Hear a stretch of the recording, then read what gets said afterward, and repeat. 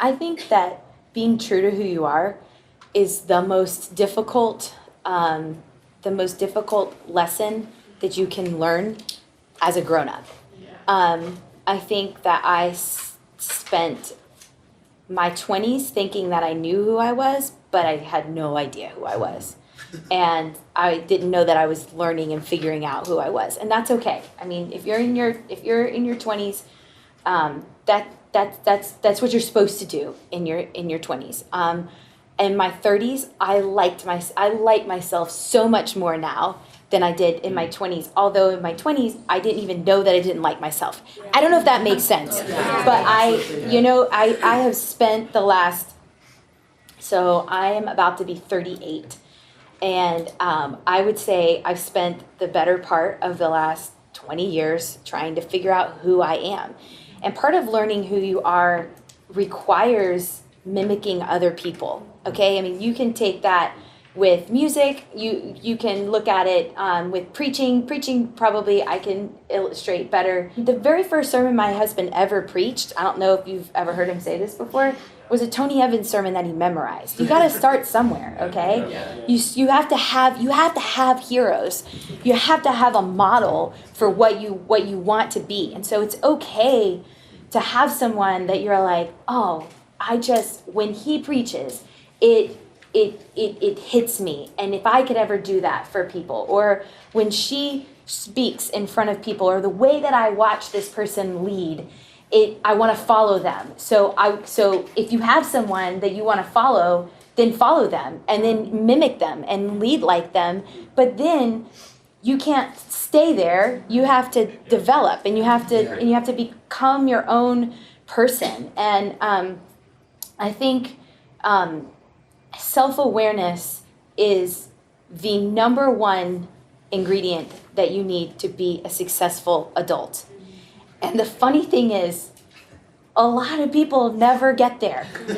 And so if you have someone in your life that you're just perpetually frustrated with, that you feel like, I can't, my relationship is always struggling with this person. A lot of times that person has little to no self-awareness for whatever reason. It's a maturity thing, but maturity is strange because you can be mature on the outside, I mean, people like, how to act when you learn social behavior, but some people never learn themselves, and they never know what their strengths and what their weaknesses are, and they don't listen to the people that are in their lives.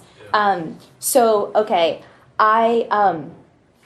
a little overextended in this season of my life. I feel like, do you ever get to a point where you feel like, if one more thing gets added to my plate, it's all gonna crumble.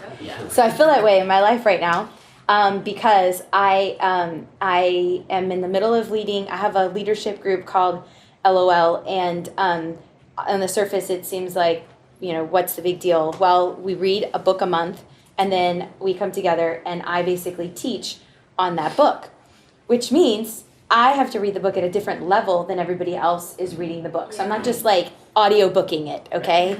I am taking a page of notes per chapter on average of whatever book we read. And the last book that we read was 22 chapters, okay?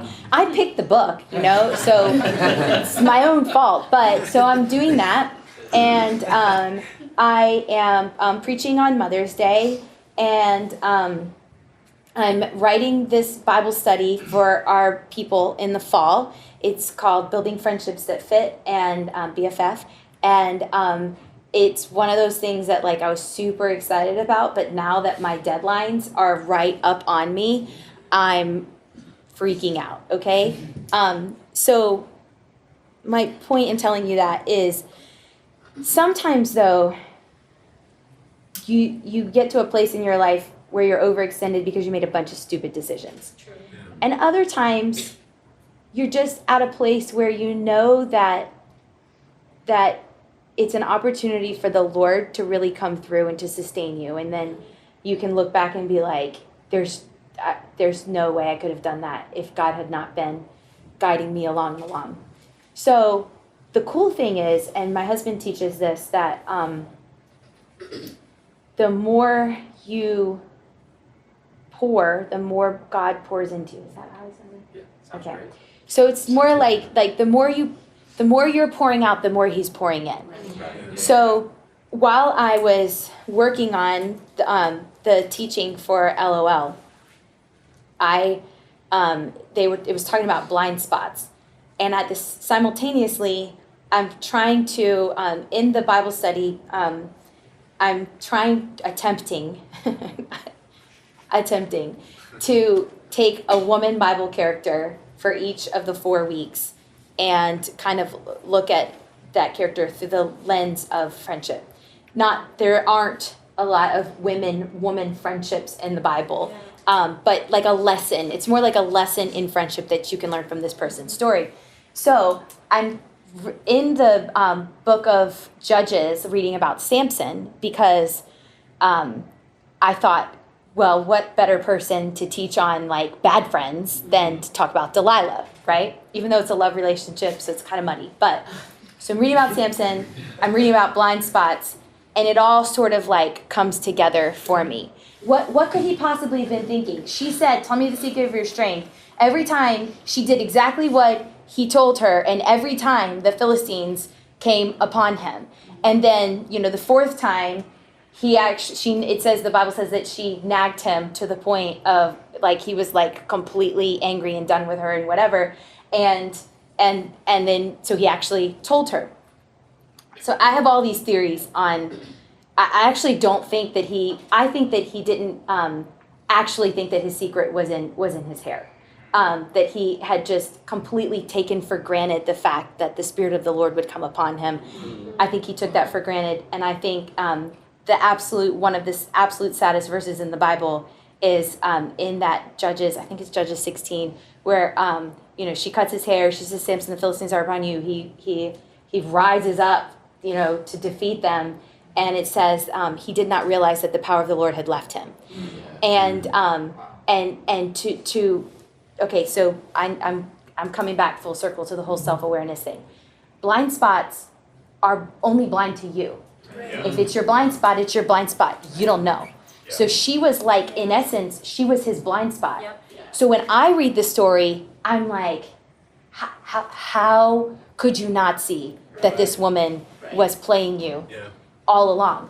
But it was his blind spot. He couldn't see you. You can't see what you can't see, okay? Yeah. And so I think that's the trickiest part of self-awareness is how do you have self-awareness? How do you even know you don't have self-awareness if you don't have it? Yeah. And I also think that the way that you find self-awareness is by listening to those around you. So when you have people in your life that you trust and people that you that have earned the right to speak into your life, not everybody, okay? God, not everybody. and not even somebody who's been in your life for a long time necessarily has the right to speak into your life, okay? And I mean, again, that's what Pastor Steve was talking about yesterday when he said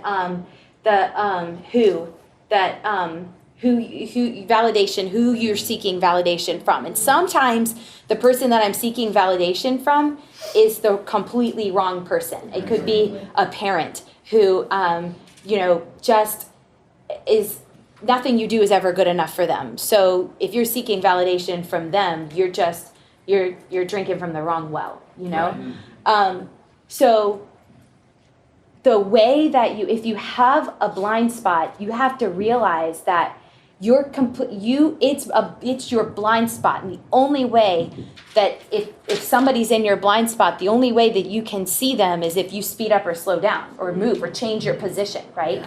So I think that a lot of times God sends people into our lives and he whispers things to us through other people, but we don't want to hear it, and we become defensive, and we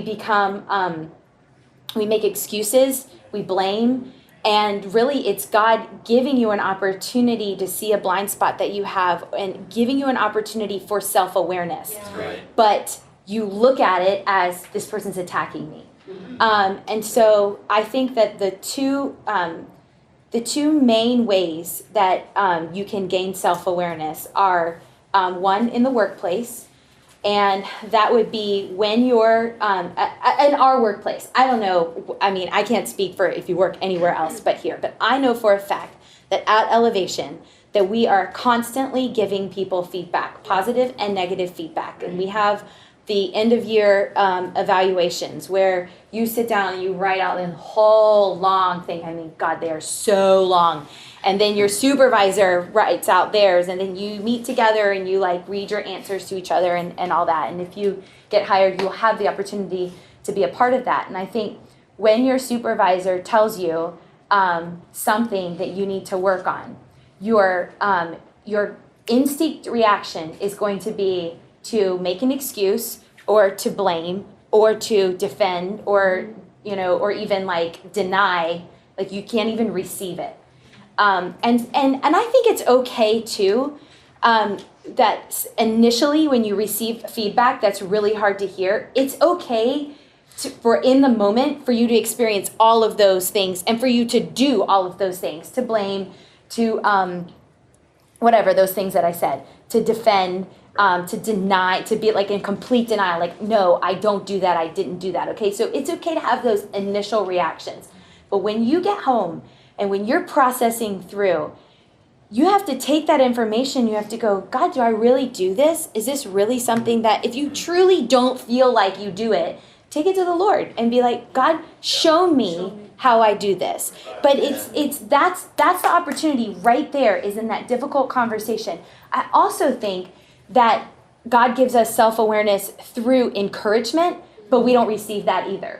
You know, like when somebody says, wow, you're really good at X, or you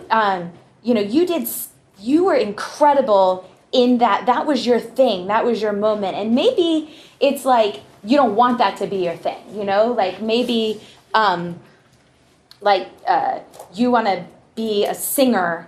And don't all the worship people have to do like pastoral whatever, right, in here? If you're a worship 2K2, you go through all the same stuff. So maybe like what you think you want to do is lead on stage, but this person that you're under for this cycle of your program is like, wow, you are incredibly good. You shine at this, and that's not what you want to shine at. Mm-hmm. And so you don't want to receive that. And there was your opportunity to have some self-awareness in a good way. And I think a lot of times it's more difficult to receive, to internalize and truly receive positive feedback than it is negative feedback. Yeah. Because negative feedback you can take and you can just beat yourself up over and you can be like, I suck, I'm never going to be good at this, I don't know why, you know, like you can take it that way too. You don't necessarily have to be in denial. You can be like, I know, I'm terrible, I'm awful, I shouldn't even be in ministry, God doesn't even need me, he shouldn't use me, you know, have you ever gone there, right? Yep. So that's you're not receiving it in that place either, okay? And so I think like this whole idea of self-awareness, we don't receive positive feedback either because you got a hole in your bucket. This is another little teaching that I'm working on, the woman at the well. So for the first week of the Bible study, I talk about how you can't have successful relationships with people if you don't have a living, breathing relationship with God. And how Jesus said to the woman at the well, he said, I have water to drink that, he said, I don't know, drink from me, whatever, exactly. But I'm like over here drinking salt water. Mm-hmm. And God's saying, I have water that you can drink, that you will not be thirsty anymore. But I'm over here drinking from, needing fulfillment from all the wrong places, from all the wrong people. And if I'm in this place, even if somebody gives me positive feedback, it washes right through me. I can't receive it because I'm not full in the right way from the right places. The other area, so I said self-awareness, the whole thing of blind spots and self-awareness. One way that God can enlighten you to areas is in the workplace. In our workplace. And the other way is in relationships with the people that are closest to you. If you have somebody in your life that you love and that you care about, and they say to you, in like, usually it's like in an argument or whatever, and they say, why do you always do that? Okay? If anybody ever says to you, why do you always do that? That is your opportunity right there to go, it's great. I don't know. Why do I always do that? Rather than, well, I always do that because you always blah, blah, blah, blah, blah, blah, blah. That's your immediate reaction when somebody says, why do you always do that?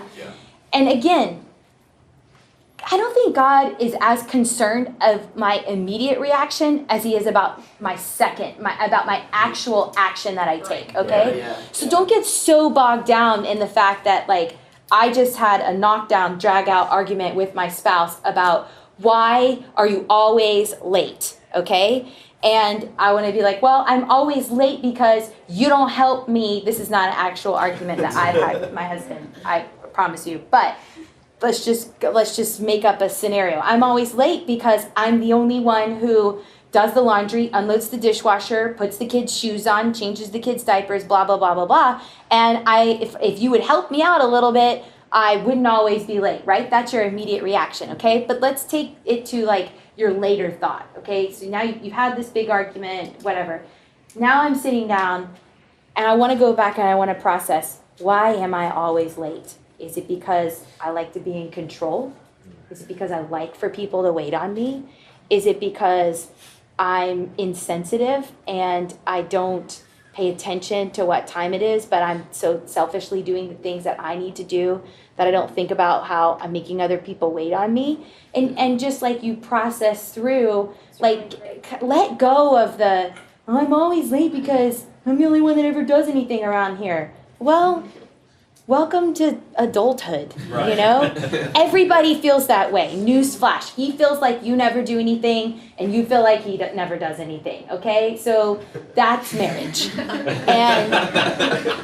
And right? I mean, that's marriage. So the sooner that I get past that and to the thing that God actually wants to show me about myself, the more that I'm not going to keep having that same old argument. Right. And I think that's God is way less concerned about how you reacted and how you need to correct yourself as he is about you not continually making the same mistake over and over and over again, or having the same argument with your spouse over and over and over again. It's not about what actually, this is speaking from a person who is punctually challenged, okay?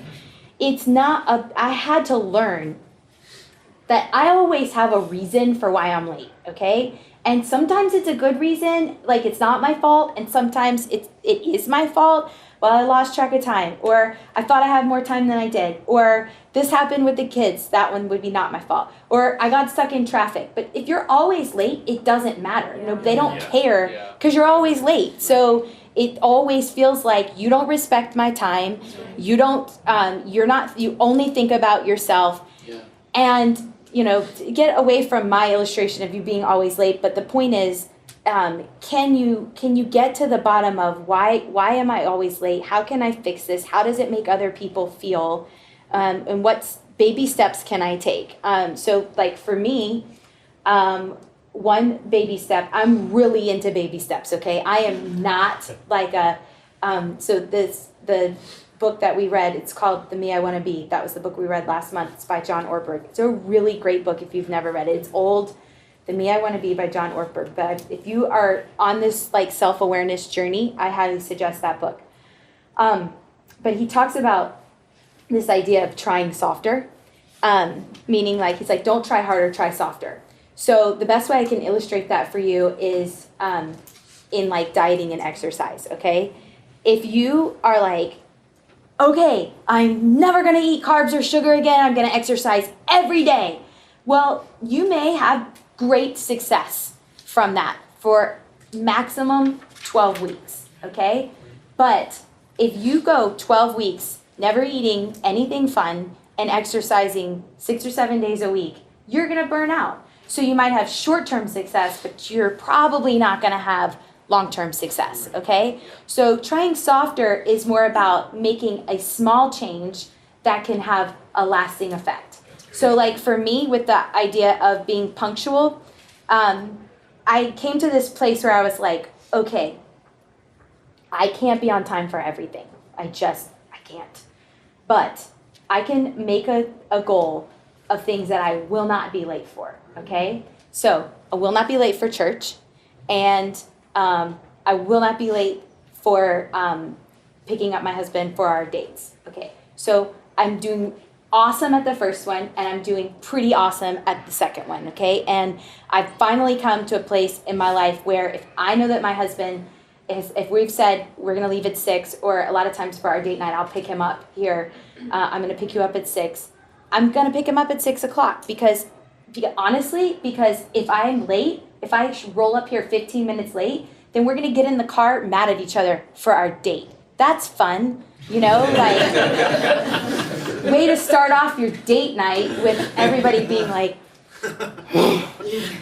if I'd have known you were going to be 15 minutes late, I would have worked 15 minutes longer. And so, okay, I'm not going to be late for that. I'm not going to be late for church. But if you're having lunch or coffee with me, I'm probably going to be 5 minutes late. Okay? So there. I'm working on it. And maybe in 10 years, if we're having lunch or coffee, I won't be 5 minutes late.